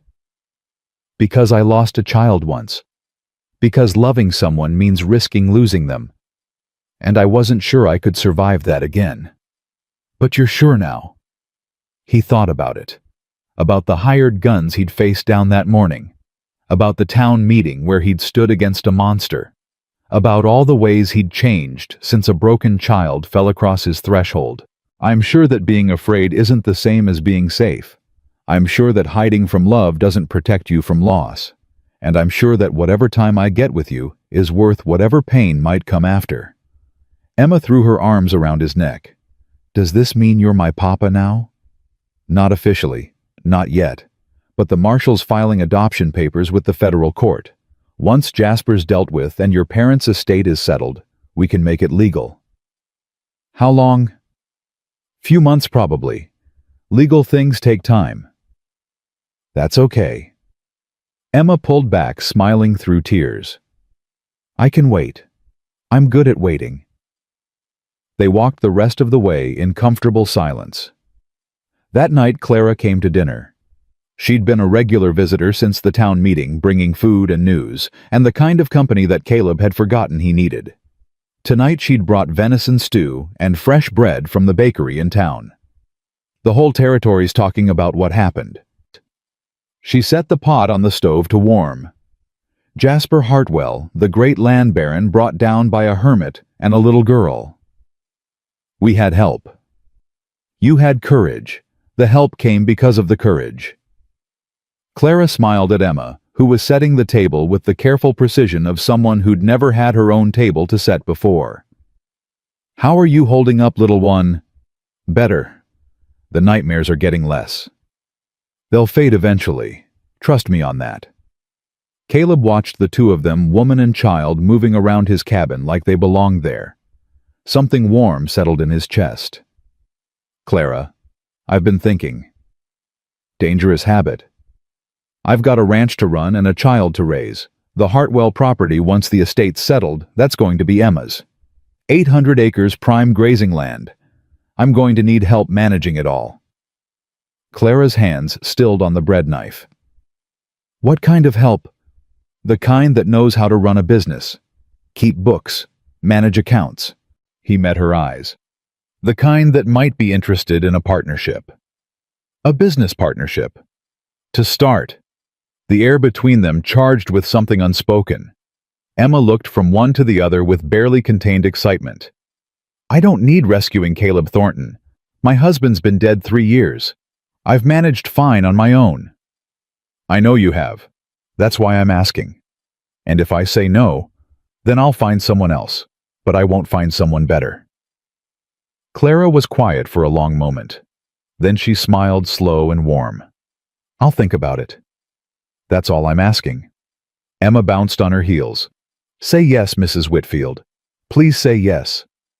I said I'd think about it. But Clara's eyes were soft as she looked at the child. Now eat your dinner before it gets cold. They ate together, the three of them, talking about ordinary things. The weather, the town, the plans for spring planting once the snow melted. It felt natural. It felt right. It felt like family. After dinner, Clara left with a promise to return the next day. Emma helped Caleb clean up, drying the dishes as he washed them, their rhythm easy and practiced. You like her, Emma said. Mrs. Whitfield. I do. Like, Caleb felt his face warm. You're too young to be asking questions like that. I'm 10. I know about things. What things? Things like when a man looks at a woman the way you look at her. Papa used to look at Mama like that. Like she was the answer to a question he'd been asking his whole life. Caleb set down the dish he was washing. You're too smart for your own good, you know that. Mama used to say the same thing. Emma smiled. I take it as a compliment. It is. They finished the dishes in comfortable silence. Emma went to bed early, still recovering from the exhaustion of the past week. Caleb sat by the fire, the small wooden wagon in his hands. He'd been working on it every night since the town meeting, carving the wheels, sanding the edges, fitting the pieces together with the care and precision he'd learned from his father. It was almost done now. Another day or two, and it would be finished. 8 years he'd carried this unfinished project. 8 years of grief and guilt and the inability to let go. But now finally, he understood. The wagon wasn't about Samuel anymore. It was about all the children. The one he'd lost and the one he'd found. The past he couldn't change and the future he was building. He picked up his knife and kept carving. The next morning, visitors started arriving. First came the Chens, Henry and his wife Mary, with a basket of preserved vegetables from their root cellar. For the child, Mary said, pressing the basket into Caleb's hands. She needs feeding up. Too thin. Thank you, ma'am. No. Henry's voice was gruff. Thank you. For what you did. for standing up when nobody else would. They left before Caleb could respond. Then came the Holloways with a side of bacon. The Bradshaw clan with blankets and tools. The schoolteacher Miss Patterson with books for Emma. She should keep learning, Miss Patterson said. She's a bright girl, shouldn't waste that mind. I'll make sure she studies. Every day. Every day. By afternoon, the cabin was full of gifts and well-wishes. The town that had once looked away was now trying to make amends, one kind gesture at a time. Emma sat in the middle of it all, overwhelmed and grateful, and not quite believing it was real. "Why are they doing this?" she asked Caleb. "They didn't care before." They cared. They were just too scared to show it. And now they're not scared anymore. Now they've seen what's possible when people stop being afraid. He knelt beside her. "That's what you gave them, Emma. Hope, courage, the belief that things could be different. All I did was tell the truth. Sometimes that's the hardest thing in the world." That evening, Reverend Brooks came to the cabin with news. Judge Wade's been arrested in San Francisco. Federal marshals picked him up trying to board a ship to Mexico. The old man's satisfaction was barely contained. He's being extradited to Helena to face charges. Good. And there's more. The territorial governor has appointed a special prosecutor to investigate all of Jasper's land acquisitions. The Chen family's store, the Whitfield mining rights, everything. Brooks paused. There may be reparations for the families Jasper hurt. Caleb thought about Clara, about James and their daughter buried together 3 years ago. Money won't bring back the dead. No, but it might help the living move forward. After Brooks left, Caleb found Emma at the window, staring out at the darkening sky. "Stars are coming out," she said. "Mama used to say each star was someone's wish." "What do you wish for?" She was quiet for a long moment. "I used to wish for my parents to come back. Every night, every star, the same wish over and over." Her voice was soft. "But now I think maybe they sent me something better." "What's that?" "A new family. Not to replace them. Just to add to what they gave me." She turned to look at him. "Is that okay? To love new people without forgetting the old ones?" Caleb felt his throat tighten. "It's more than okay. It's exactly what they would have wanted." "How do you know?" "Because it's what I would want, if I was gone and you were still here." He pulled her close. "I'd want you to be happy, to be loved, to find people who would take care of you and protect you and help you grow. Like you, like me." She leaned against him, and they watched the stars together until the sky was full of light. "Papa." The word came out hesitant, testing. Caleb's heart stopped. "Yes. Can I call you that, Papa?" He couldn't speak, could only nod. "Okay." She smiled, small and bright and full of hope. "Okay, Papa."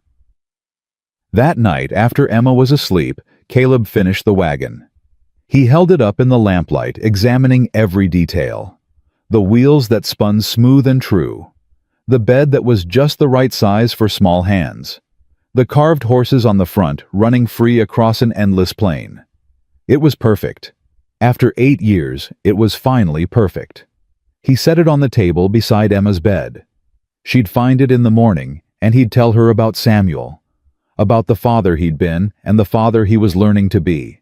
About how love doesn't end, it just changes shape. Then he went to the window and looked up at the stars.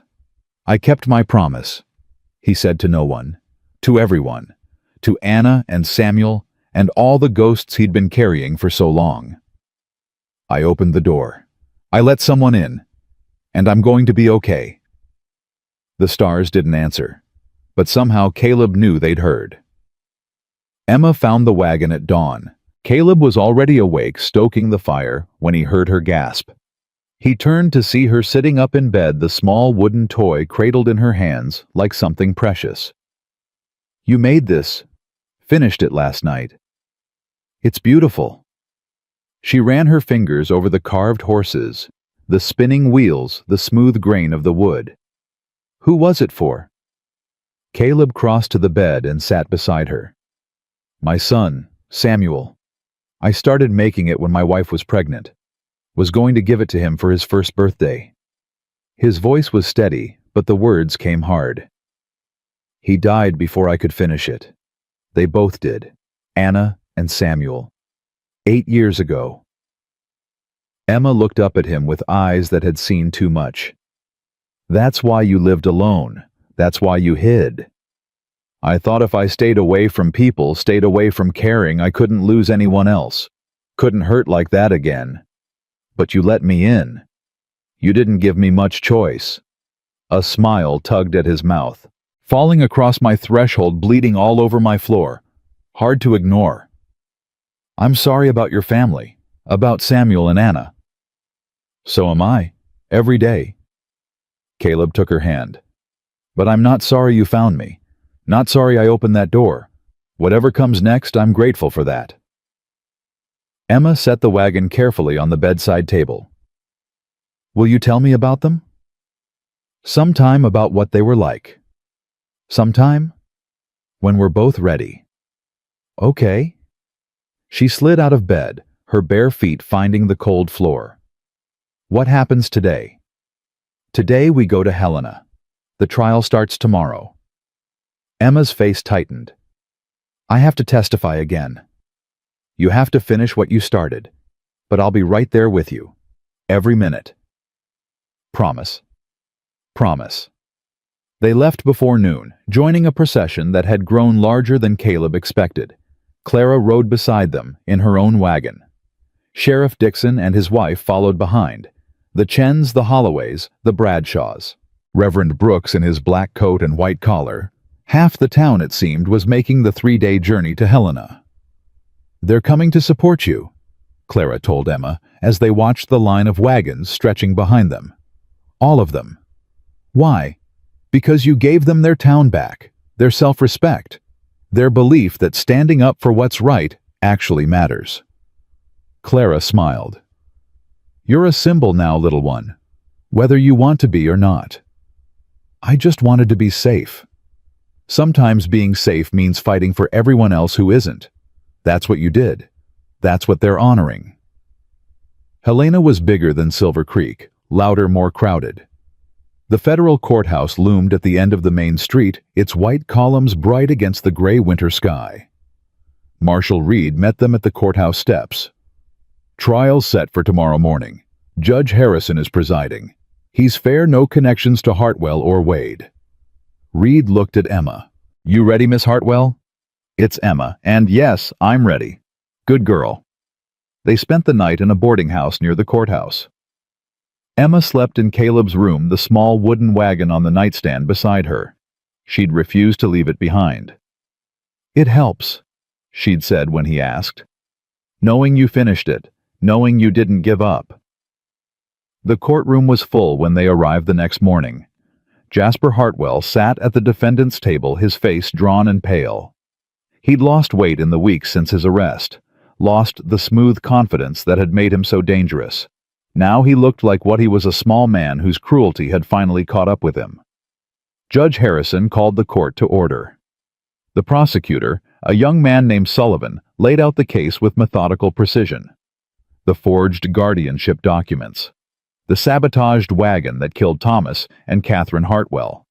The pattern of land acquisitions following suspicious deaths. The abuse of a child left in his care. Witness after witness took the stand. Sheriff Dixon testified about his journal. Clara about the cut telegraph line. Reverend Brooks about the will Thomas Hartwell had left in his keeping. Henry Chen about the threats against his store. The schoolteacher about Jasper's attempted assault. And then it was Emma's turn. She walked to the witness stand with her head high, her small feet steady on the wooden floor. Caleb watched from the gallery, his hands gripping the rail in front of him. State your name for the record, Sullivan said. Emma Grace Hartwell. And your relationship to the defendant. He's my uncle, my father's brother. Can you tell the court what happened on the night of September 15th, 1884? Emma took a breath. Her eyes found Caleb's in the crowd, and something passed between them. Courage given and received. I was in my room at our ranch. It was late after supper. I heard voices in my father's study, my Uncle Jasper and another man. Could you identify the other man? No, sir. I never saw his face, but I heard what they said. And what was that? My uncle said, it has to look like an accident. The wheel hub is the weak point. The other man said, consider it done. And then my uncle said, once Thomas is out of the way, the girl is my responsibility, and everything else follows. The courtroom stirred. Jasper's lawyer rose to object, but Judge Harrison waved him down. Continue, Miss Hartwell. 2 days later, my parents' wagon crashed on Miller's Pass. The wheel came off. Papa tried to control the horses, but Emma's voice wavered. They went over the edge. Mama was killed instantly. Papa died in the hospital 3 days later. He never woke up. And after your parents died? Uncle Jasper came. He had papers, said he was my legal guardian, said our ranch was his to manage. Emma's hands twisted in her lap. He moved us to a house in town, started selling off our cattle, our furniture, anything valuable. And when I tried to tell people what I'd heard when I tried to run away. What happened when you tried to run away, Emma? She turned her back to the courtroom, unbuttoned the top of her dress, and pulled it down just far enough to show the scars. The gallery erupted. Women cried out. Men cursed. Judge Harrison banged his gavel for order. He did that to you. Sullivan's voice was tight with controlled rage. Every time I ran, every time I tried to tell someone the truth, he said he'd beat the lies out of me. Emma turned back around, pulling her dress closed. But they weren't lies. They were never lies. Objection. Jasper's lawyer stood. The witness is a child. Her testimony is unreliable. She could have sustained those injuries anywhere. Those are belt marks, Your Honor. Sullivan approached the bench. The pattern matches a distinctive silver buckle recovered from Mr. Hartwell's personal effects. The same buckle multiple witnesses saw him wearing in the months before his arrest. He held up the buckle. 3 horses stamped in relief. Would you like to examine it, Miss Hartwell? Emma looked at the buckle. Her face went pale, but her voice stayed steady. That's it. That's what he hit me with. I'd recognize it anywhere. The trial lasted 3 days. When the jury retired to deliberate, Caleb found Emma sitting on the courthouse steps, her face turned up to the winter sun. You did good in there. I told the truth, that's all. Sometimes that's everything. She leaned against his shoulder. Do you think they'll believe me? I think they already do. The jury came back in less than an hour. Guilty on all counts. The courtroom exploded with noise. Clara grabbed Caleb's arm, tears streaming down her face. Sheriff Dixon closed his eyes in relief. The people of Silver Creek embraced each other, their nightmare finally over. Jasper Hartwell sat motionless at the defendant's table, staring at nothing. Mr. Hartwell. Judge Harrison's voice cut through the chaos.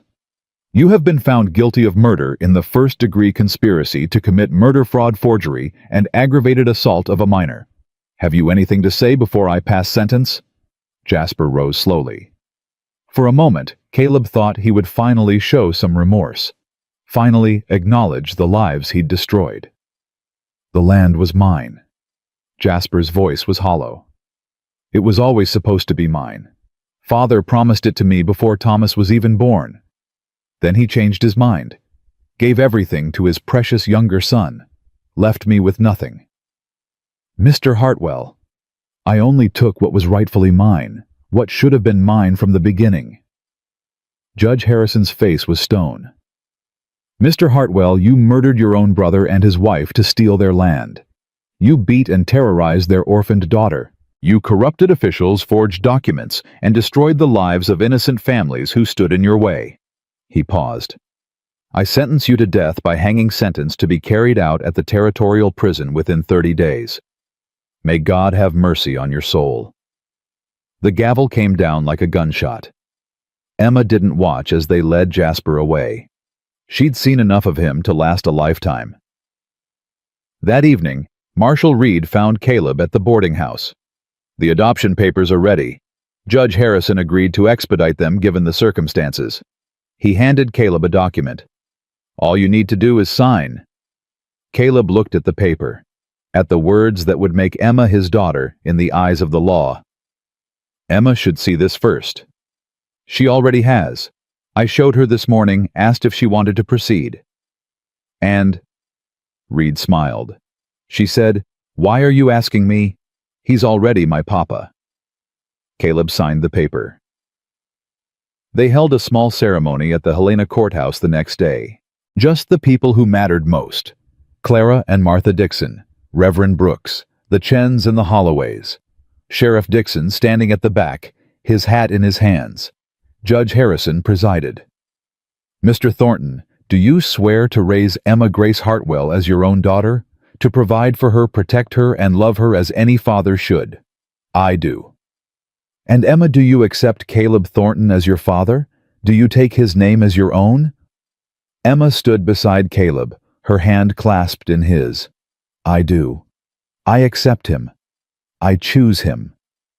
She looked up at Caleb with a smile that lit her whole face.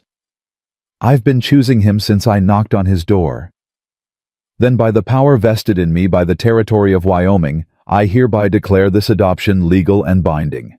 Emma, you are now officially Emma Grace Thornton." The small crowd applauded. Clara wiped her eyes. Reverend Brooks murmured a blessing. Caleb knelt down and pulled Emma into his arms. "Hey there, Emma Thornton." "Hey there, Papa." "How does it feel?" "Like coming home." She buried her face against his shoulder. Like finally coming home. They returned to Silver Creek 3 days later. Spring was coming. The ice on the creek had started to crack. Water ran beneath dark and swift, carrying away the winter's dead weight. The trees showed the first faint hints of green. The cabin looked different when they arrived. Someone had strung new curtains in the windows, yellow fabric that caught the light. A wreath of dried flowers hung on the door. "Who did this?" Emma asked. "The women in town." Clara dismounted beside them. "They wanted you to have something nice to come home to. It's beautiful. Wait until you see inside." The cabin had been transformed. New quilts on the beds, dishes in the cupboards, food in the pantry. A small desk by the window, just the right size for a child with books and paper and a set of pencils. "For your studies," Clara said. "Miss Patterson sent the books.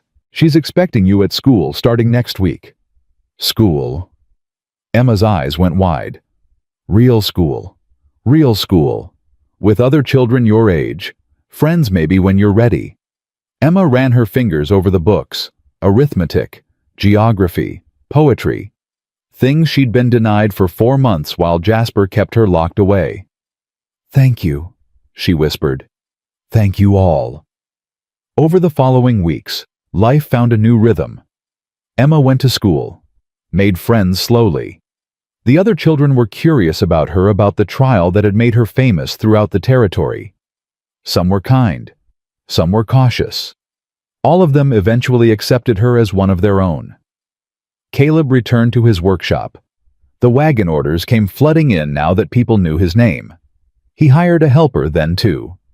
Expanded the workshop to handle the demand. Clara came by every day. She helped with the books, the orders, the 1,000 small tasks that came with running a growing business. She ate dinner with them most nights. Told stories that made Emma laugh.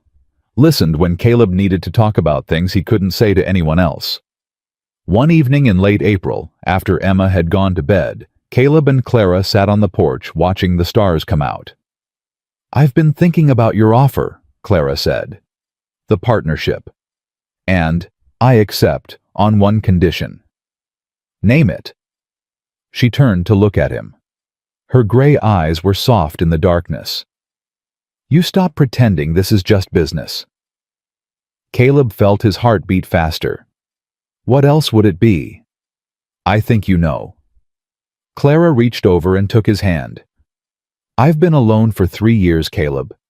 Grieving. Hiding from anything that might make me feel something. Sound familiar? Might ring a bell. When I saw you stand up at that town meeting, when I watched you fight for that little girl like she was the most important thing in the world, I felt something I hadn't felt since James died. She squeezed his hand. Hope. That's what you gave me, you and Emma both. Clara, I'm not asking for promises. I'm not asking for declarations. I'm just asking you to stop treating me like a business partner when we both know that's not what this is. Caleb was quiet for a long moment. He thought about Anna, about the life they'd built together, the life that had ended too soon, about the guilt he'd carried for years, the feeling that moving on meant betraying her memory. Anna would have liked you, he said finally. She would have wanted me to be happy. And are you happy? He looked through the window at Emma, asleep in her bed, with the wooden wagon on her nightstand, at the cabin that had become a home, at the woman beside him, whose hand fit perfectly in his. Getting there, Clara smiled. Good enough for now. She leaned over and kissed his cheek. Just a brush of lips against skin, a promise of things to come. Good night, Caleb. Good night, Clara. He watched her ride away, her figure disappearing into the darkness. Then he went inside to check on Emma. She was awake, pretending to sleep. I heard you talking. You were supposed to be asleep. I was curious. Emma opened one eye. Are you going to marry her? I haven't asked. You should. She'd say yes. How do you know? Because she looks at you the way Mama used to look at Papa, like you're the answer to a question she's been asking her whole life. Caleb sat on the edge of her bed. Would that be okay with you if Clara was part of our family? She already is. Emma yawned. She just doesn't know it yet. Go to sleep, wise one. You too, Papa. Big day tomorrow. What's tomorrow? First day of spring. The creek's going to be running full. You promised we'd go fishing. So I did. He kissed her forehead and retreated to his chair by the fire. Summer came, and with it, change. Jasper's execution was carried out in June. Caleb didn't attend. Neither did Emma. They spent that day at the creek instead, fishing and laughing and talking about nothing important. The Hartwell estate was settled in July. Emma inherited everything. 800 acres of prime grazing land, now held in trust until she came of age with Caleb as executor. The railroad paid handsomely for right-of-way access, and suddenly the Thornton family had more money than they'd ever dreamed. What do we do with all this? Emma asked, staring at the bank statements. Whatever we want, whatever helps people. They started with the families Jasper had hurt. The Chens got funds to rebuild their store bigger and better than before. The Holloways received compensation for their poisoned horses. Clara was given full ownership of the mining rights that had cost James his life. I don't want his blood money, she'd said at first. It's not his money anymore, Caleb had replied. It's justice. Take it and build something good. She did. A school for miners' children. A library. A clinic where people could get medical care without traveling to Helena. The town changed. Slowly, steadily, the fear and suspicion that Jasper had cultivated gave way to something else. Trust. Community. The feeling that Silver Creek was finally becoming the place it was always meant to be.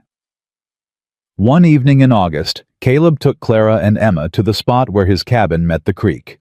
The water ran clear and cold, catching the last light of the setting sun. I've got something to ask, he said. Both of you. Emma bounced on her heels, clearly in on a secret she could barely keep. Clara looked at him with knowing eyes. Something to ask or something to say. Both maybe. He pulled a small box from his pocket. Inside was a ring, silver and simple, with a single blue stone that matched Clara's eyes. I'm not good at speeches. Never have been. But I know that when you walked into my life, when both of you walked into my life, something changed. Something that had been broken started healing. He looked at Emma. You knocked on my door and I let you in. Best decision I ever made. He looked at Clara. You walked into my cabin and I fell in love with you. Didn't mean to. Wasn't ready. But it happened anyway, and I'm done pretending it didn't. He held out the ring. Clara Whitfield, will you marry me? Will you be Emma's mother? My wife, part of this family we're building together? Clara's eyes filled with tears, but she was smiling, brighter than he'd ever seen her smile. I thought you'd never ask. Is that a yes? Yes. She laughed. Yes, you stubborn, wonderful man. Yes. Emma cheered. Caleb slid the ring onto Clara's finger, and then they were all hugging, all laughing, all crying at the same time. When's the wedding? Emma demanded. Soon, Caleb said. Before the snow comes. Can I be in it? You can be whatever you want. I want to be the flower girl and the ring bearer, and I want to stand right next to you the whole time. Done. Clara knelt down and pulled Emma close. Are you sure about this having me around all the time? Mrs. Whitfield. Emma's voice was serious. I've been praying for you since the first time you came to dinner. Mama taught me to pray for the things I wanted most, and I wanted you. Clara couldn't speak, could only hold the child who had stolen her heart as surely as she'd stolen Caleb's. They walked home together as the stars came out. 3 people who had lost everything and found each other. 3 broken souls learning how to be whole again. The wedding took place in October with the whole town in attendance. Emma wore a white dress that Clara had made by hand. She walked down the aisle ahead of the bride, scattering autumn leaves instead of flowers, because she said flowers were too ordinary. Clara wore blue, James's favorite color, a way of honoring the past while embracing the future. And Caleb stood at the altar in his best suit, watching the 2 women he loved walk toward him. Reverend Brooks performed the ceremony. His voice was stronger than it had been in years, restored by the redemption he'd finally earned. Do you, Caleb Thornton, take Clara Whitfield to be your wife? I do. And do you, Clara Whitfield, take Caleb Thornton to be your husband? I do. Then by the power vested in me, I pronounce you husband and wife. The church erupted in applause. That night, after the celebration had ended and the guests had gone home, Caleb stood on the porch of their cabin with his new wife and his daughter. Look at the stars, Emma said. Mama used to say each one was someone's wish. What do you wish for now? Clara asked. Emma was quiet for a long moment. Nothing. I have everything I need. Caleb pulled them both close. His family, his future, the answer to prayers he hadn't known he was praying. You know, he said, 8 months ago I was the loneliest man in Wyoming. Living in a cabin in the mountains, hiding from the world, convinced I'd never feel anything again. And now I've got a daughter who's smarter than me, a wife who's too good for me, and a life I never thought I'd have. Any regrets? Clara asked. Only one. What's that? That I waited so long to open the door. Emma yawned against his shoulder. But you did open it. That's what matters. Yeah. Caleb looked up at the stars. Yeah, I guess it is. They went inside together, leaving the door open behind them. Let the night air flow through. Let the past flow out. Tomorrow would bring new challenges, new joys, new reasons to fight and love and hope. But tonight they were home. They were together. They were family. And that was enough. That was everything. Years later, when people asked Emma Thornton how she'd survived, how she'd escaped a monster and found her way to happiness, she always told them the same thing. I knocked on a door, and someone opened it. That was the whole story. The simple truth that had changed everything. Because in the end, that's all any of us can do. Knock on the doors that might save us. Open the doors that might save someone else. And trust that on the other side there's someone waiting to catch us when we fall. Caleb Thornton had caught her. Clara had caught them both. And together they'd built something stronger than pain, stronger than fear, stronger than all the cruelty the world could throw at them. They'd built a family, not by blood, not by law, but by choice, by courage, by the simple radical act of caring for each other when caring was the hardest thing to do. And that family would last. Through seasons and years and all the changes time would bring. It would grow and strengthen and become a light in the darkness for everyone who knew them. Because some things are stronger than death, stronger than loss, stronger than all the storms that rage against us. Love is one of those things. Hope is another. And the stubborn, beautiful belief that no matter how dark the night, morning always comes. For Emma Thornton, morning had finally come, and it was glorious.